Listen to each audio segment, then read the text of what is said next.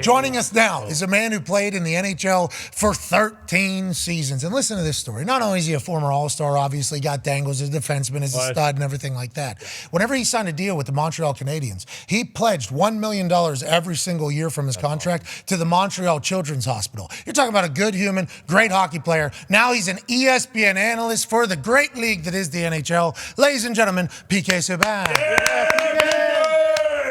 What's up, dude? What's up, man? You listen, that's an amazing intro. You just forgot one thing. I'm also doing some part-time modeling now that I'm retired. Okay. So on the side, I do have some modeling gigs going on. Ladies and gentlemen, a man that played for 13 years in the handsome son of a bitch. No, let's dive in here. Obviously, good human in the NHL on ESPN was a massive move, right? Because I think all of us that are from hockey towns thought that the explosion of the NHL would be great for all sports world. Now, we're a couple years into this. How do you feel about the ESPN NHL relationship? How do you feel the game is growing? And are you enjoying being a part of ESPN's NHL coverage? Well, first of all, I feel like it's a privilege for me to be able to work with ESPN and start my second chapter of my career here, and also be able to come on this show. These are the types of things that we'd like to see more in hockey. Obviously, to get more exposure in the game, but the game is at an all-time high right now. I think ESPN's done a great job of highlighting the superstars. I think that's where hockey has been behind in the past. But you look at Connor Bedard, he's come on your show. He's been front and center the first couple of weeks in hockey, and everybody in the world knows who he is now. And they're going to know more about him as the season goes on because this guy's an unbelievable talent. He's going to help drive revenue for the NHL, bring new people into the game, but his skill set is comparable to a lot of the star athletes that we see in other sports. And we just got to get that on the platform that we have here at ESPN and show the world who we are. Well, I'll tell you what, it is very stupid that our name is even being mentioned as that. We were incredibly pumped to talk to Connor Bedard, but it does feel like the hockey culture for a long time has been very tight-lipped. You know, like you had an incredible personality, which I think every hockey fan loved. It's like, okay, this guy's different than most hockey players. Now, obviously, you're a black dude, so that is going to be a conversation that happens immediately. But yeah, I mean, that is, which I think is only going to grow. Yes. I think that's going to be something that's going to continue to grow with the development of ESPN's deal and more people seeing, and that's going to be great for the sport, for everything. But you had a personality. You're outgoing. You're chit-chatting, telling your stories. Hockey people never did that. Like Connor Bedard coming on our show, I thought was a massive deal because normally he would be kind of held back. So to your point, we think it's good news, but why has the hockey world been like that for so long, PK? Well, I think, first of all, the confidence that I had to be myself in a world where the culture was so consistent from player to player, coach to coach, GM to GM, organization to organization, was the impact that I knew I could have on the ice, right? As a player, as an athlete, you're always confident based on your abilities first and what you can bring to a team and bring to the league. I never second-guessed my abilities. I had a lot of confidence coming out of junior hockey, and I wanted to come in and break the door down. And I was going to do that while being myself. I knew that I was going to be tied in to other things that were interests of mine, like the hospital, the foundation, all of those things, building my brand, doing things away from the game. That allowed me to be a better hockey player. But in a sport where the culture was so tight-knit, it definitely pushed people. It definitely pushed people to get comfortable with my personality. And you know what? I have to give myself credit. I didn't bend. I didn't break. I stuck to who I was going to be. But I also did it the right way. And that's the best part of it, is that I respected the game. I respected the Shield. I respected the guys before me. But I also knew where the game needed to go. And I wanted to see not only more people like me, but people from different walks of life that had never watched the game before to have an opportunity to play our game and celebrate our game, just like I had the opportunity to do. Hell yeah. Hey, woo, I appreciate it. Hey, I got to give me credit. And then you list off, like, for real, because there was probably so many moments. And I'm serious with that whenever it comes to the hockey world. We're from Pittsburgh. Sidney Crosby has been like the greatest player on earth for a long time. And I know next to shit about him because he never really taught. Every answer is the same answer.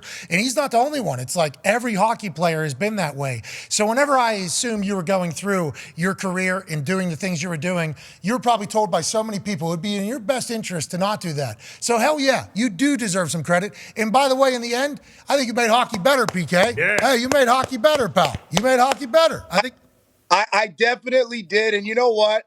I just don't know how to do it any other way, Pat. Like where I'm from, my parents only wanted me to be myself. They didn't want me to be anything that I wasn't. And I would tell that to any kid out there that's listening, that aspires to be an athlete in any sport.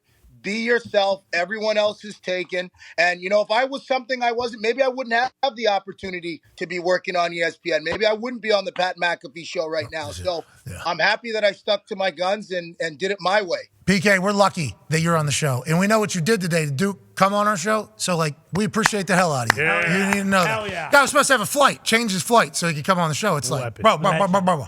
We do this tomorrow. Season's just getting started. Not that big of a deal. So we appreciate the hell out of you. You mentioned McDavid and this next generation of greats. He had a goal last night that was just absolutely filthy. It feels like every time he's on the ice, something spectacular happens. Gets tripped, spins, no problem. How you doing? Keep it moving. This isn't a movie. This is professional hockey. Let me put this away.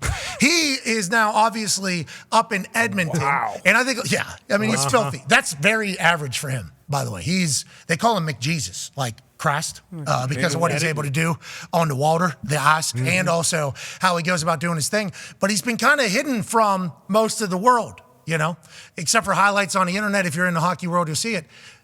Connor Bedard being in Chicago, massive ordeal, right? And I think this is a huge ordeal. Do you think we're about to get into a point where maybe I don't want to say the NHL sets it up, but Connor being in Chicago is a big fucking deal. It's the third largest city in the United States of America. They have a very deep hockey history. They have not been great for a long time, and he's supposed to be the next guy. So it's that's huge for hockey. Is there more guys that are going to come up that are like Connor Bedard? Does the future have those types of superstars? And how do you see it kind of transcending outside of just the hockey culture into the world of sport pop? Well, let's start at the top with McDavid.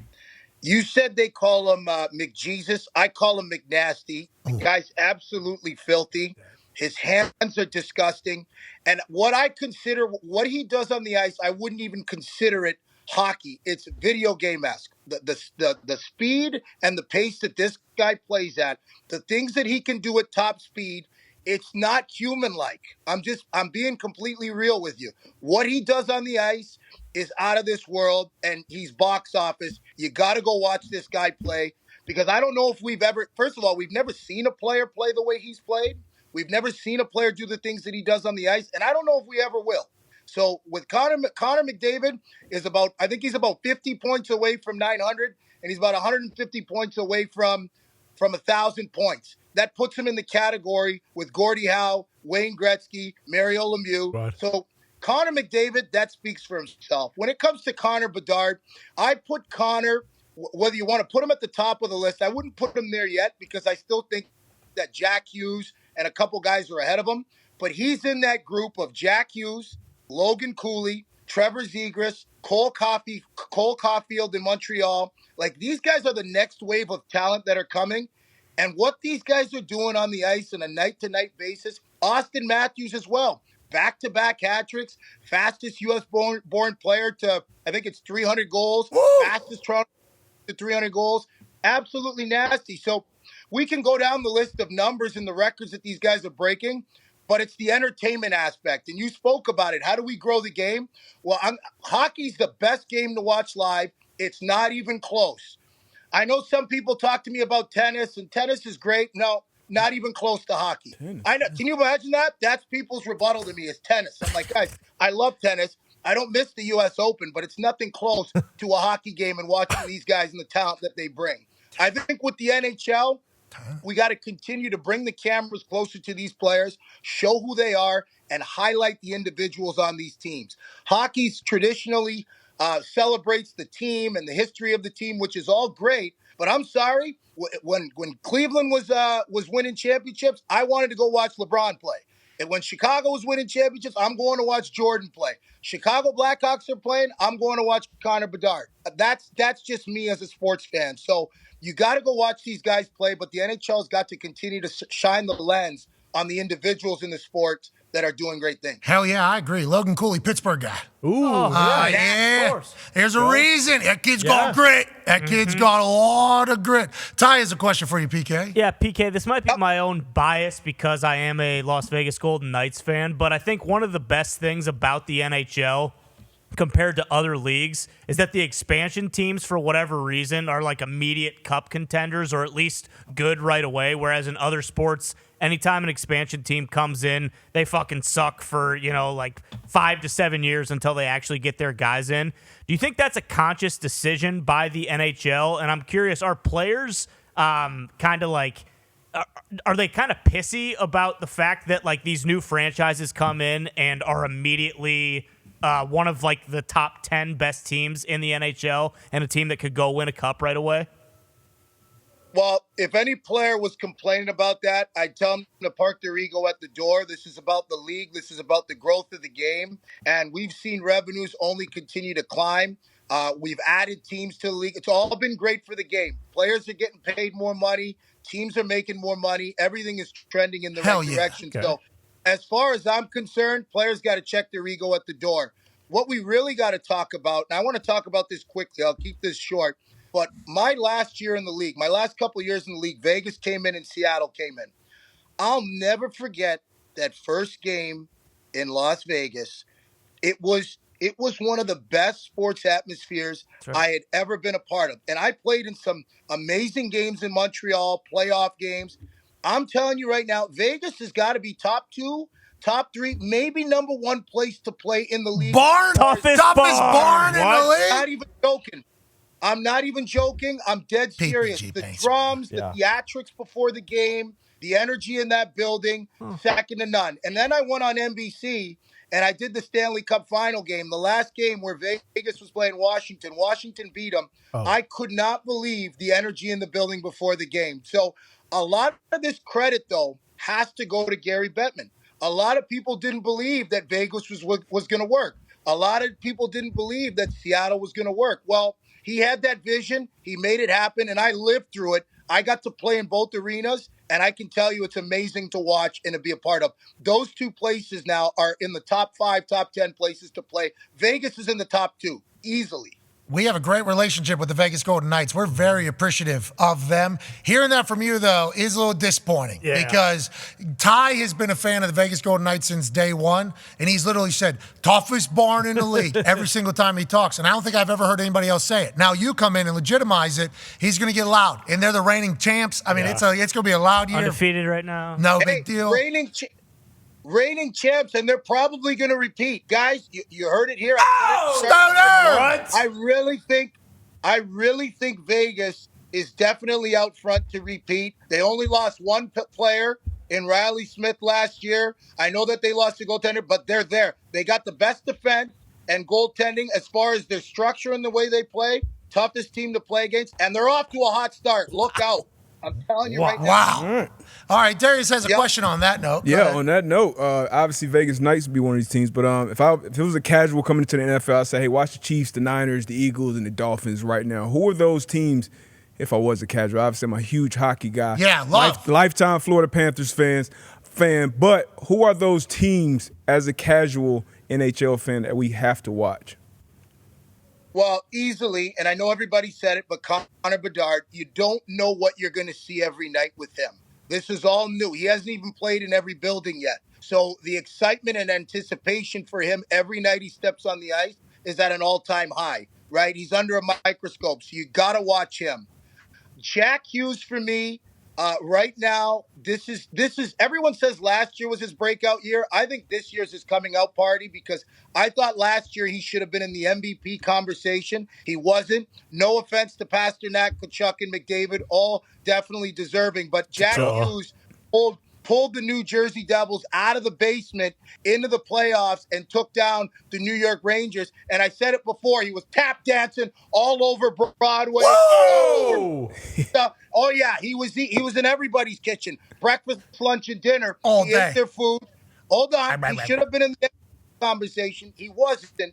And I think this year he's got something to prove. He's got a little bit more of a chip on his shoulder. He already scored a nasty goal in his first game. had 2 goals in the home opener. He's the guy to watch. The New Jersey Devils are coming. You got to watch out for them. Okay, so we got the Chicago Blackhawks because Bedard is facing something new every single night. Yep. We got the Devils. McJesus is a guy you need to watch. Yep. Edmonton is a team. It's tough to find. Yeah. It's tough to find here in Indianapolis. I don't know about everywhere else, but need to find McNasty highlights when you can on the internet. Thanks. And then obviously the Pittsburgh Penguins are the greatest franchise in the history of the NHL. That's not true. So they are the home of hockey. No, it's not. Going to be a problem.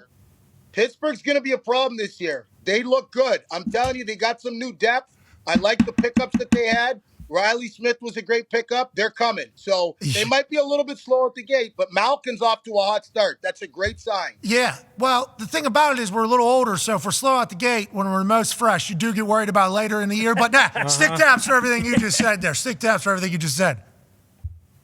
Yeah. I've seen a couple of your hits. I think you should lace up for the Pittsburgh Penguins. I know you can throw a hit. I've seen a couple of your.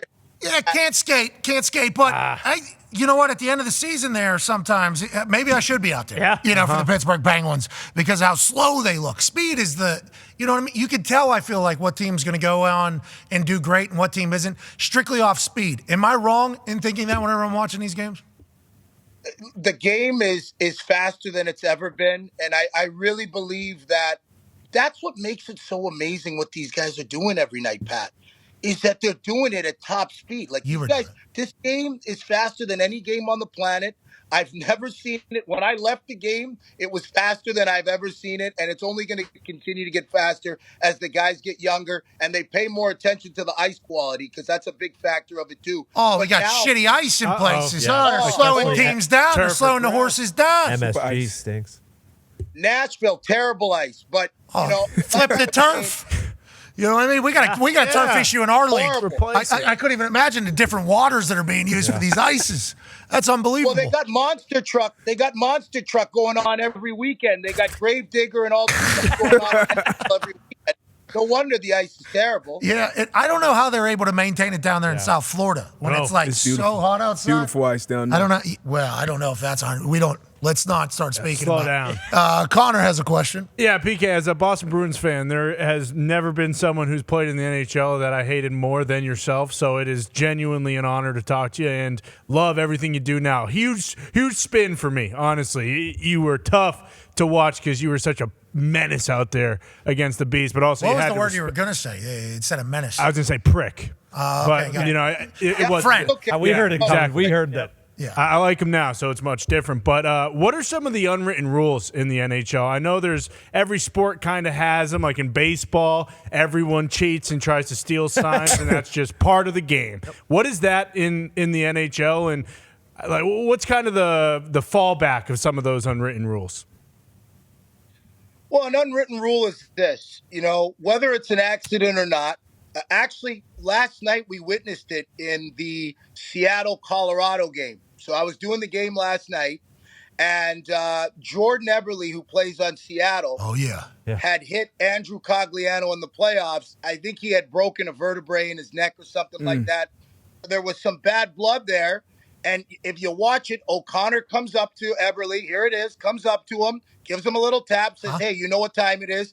They drop the gloves, and it's perfect. This is what it's all about. Eberle's not a big fighter. I won the World Junior Gold Medal with him. I know this guy will go to war. He's got his helmet. Get your jersey off your head. That's why you're getting your clock lead. But he's got his jersey. No, but he stood in there. He hung in there. He did what he needed to do. And that's an unwritten rule. You can't run away from that. You got to own that. You got to respect. That's where the players still policing the game, I think, is really, really important. And, around hockey, people talk about removing fighting from the game. In my opinion, you can't take it out of the game. For those reasons, it's got to stay in. And I think as long as it's managed and there aren't young players getting taken advantage of, those are the type of rules that you see, unwritten rules in the game, where the players police the game themselves. And I got a lot of respect for that. Who was it last week? Dickinson? Dickinson at Chicago. Beecher. Yep. hit I forget who it was, but it was a board, like a clear board from Beecher in his first game as a Boston Bruin, especially in the Garden up there. Oh, yeah. And Dickinson, you actually see on the clip, he's just like, "Yup, we got to fight." And like Beecher was like probably looking for it almost at that standpoint. Hockey has that, nobody else does. It's like a beautiful thing. It's like an old school. This is like friendship, teammate, sport. Like it's almost like a trip of nostalgia while you're watching it. Like, yeah, you tried to fuck with my friend. I have to fight you for that. But then afterwards, we're going to go sit in these little boxes and then we're going to come back and play hockey. It's like it's a cool thing that the sport has that nobody else has. It is a cool thing. And the coolest part about it, if you can believe it, after the game, you're having a beer with the guy that you fought. Yeah. You're hanging out with guys. Like, it's not like there's sometimes the hate boils over, but very rarely. We know that this is a part of the game. Just like laying out a guy with a big hit, getting into a fight, standing up for your teammates. I've been in probably 13, 14 fights, and out of them, 9 or 10 of them were just like, hey, this is a part of the game. You know what I mean? This has to happen. Yeah. A few of them were personal. A few of them were definitely personal, and I was looking to break somebody's face. But for the most part, it's pretty respectful. So, that's the one thing that I love about the game is you have that camaraderie where you know that you could be fighting a guy this week and be playing on the same team with him next week. Yeah, and that's hockey, baby. We pulled up some of your highlights. I believe these are from some of your fights here. This is your last fight ever. I don't know how it goes. We did not preview this. We probably should have. Well, I'll tell you how it started. It started with someone not packing a lunch and getting served. So I'll let you pick right when you pack a lunch. Yep. Hold on, here it comes. Yep. Well, you can't touch Jack Hughes. You do that, and you get a two-piece combo. Hey. Jeez Louise. I will say this, though, Pat. I will say this. They got some killers on that Islanders team, and it's a good thing that Wes McCauley and I are pretty tight. He did me a favor and gave me a 2-10, and I got ejected from the game because I think he knew that those guys, if they would have gotten their hands on me after that, there could have been purple drink all over the ice, if you know what I mean. That's that deep blood. That's that deep blood. PK, obviously you were a menace and known for it. I would assume you were a talented fighter. What you just, here, they're showing a replay now. So here's the shot on Hughes. Yeah, I didn't like it. I didn't like that. I don't think it was intent to injure, but you got to be more responsible than that. Jack Hughes is a star player. You're up 3-0. It's a 0-0 game. We're not going to the playoffs. Wallstrom's a young kid, and he learned his lesson the hard way. Yeah, That's hockey, baby. That is hockey. I assume they're going to show the fight here. They have to. I mean, come on, TV. We see the hit. We get it. We get the hit. Go to the beginning. Well, it's coming. It comes later on. If this is the one off YouTube, you got to fast forward. You know how many times I've shown this clip? Oh. There we go. Oh, here it is. There There it was is. that- no. It's way at the end. Way at the end. Yeah, around the 3-minute mark. Yep. Right above like the HD symbol. Boom, right I there. think- Right there's good. Right there's good. Okay. Yep.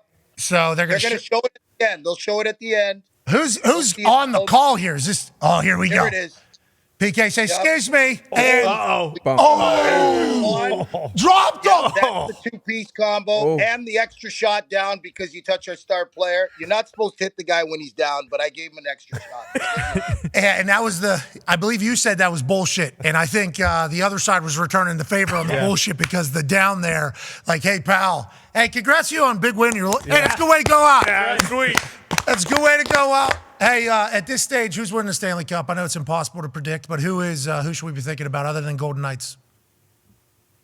I'd like to see Edmonton get there just because Connor McDavid is so explosive and deserves an opportunity to have a chance at it. I think if he gets there, he's not going to let us down. I think he's going to get it done, but he's got to get there first. And the West continues to get better. I'm going to tell you this, every year that he doesn't, that Seattle team is getting better. Colorado's still in the mix, and they retooled. They got Manson back. They've added Jonathan Drouin, right? So they've added some pieces there. You got to watch them. And then you got Vegas. That's a well-oiled machine. They got a surefire, bona fide star player in Jack Eichel. who came out of the shadows and really showed the world who he is by winning a Stanley Cup. So it's not going to be easy for a team like Edmonton, but that's the team that I want to see get over the hump. Texas hockey. No, Dallas ain't doing Texas nothing. hockey. Dallas ain't doing Maybe nothing. the Bruins. Detroit ain't doing anything. Red Wings. No, Bruins Red Wings aren't hockey. doing anything. Yeah. Bruins stink. Bruins for sure. We got pasta. Panthers stink too, just like the ice down Just got there. our first win, We're baby. talking Dallas. We better be talking about my Cowboys. I don't want to hear anything about the Stars. My Cowboys, baby. Let's go. Hey, you're all the way back. You're all the way back. Cowboys are all the way back. Big win in prime time. Yep, we're up and we're rolling. I just think that we got to get a hold on that play calling. I just don't like the play calling right now. We're putting Dak in too many sticky situations. I don't like it. Hey, that's your head coach, PK. It might be time for a new one. I don't know. Big Mike's like, we just got to win. In prime time. PK say, get his ass out of there. Hey, we appreciate you, man. Safe travels. Hey, thank you, Pat, for having me on. Anytime you need me, dude, I'm always available. Thank you. Yeah, let's definitely do this again on a pretty regular basis. I'm in. All right, you're the man. Ladies and gentlemen, PK Subban. PK.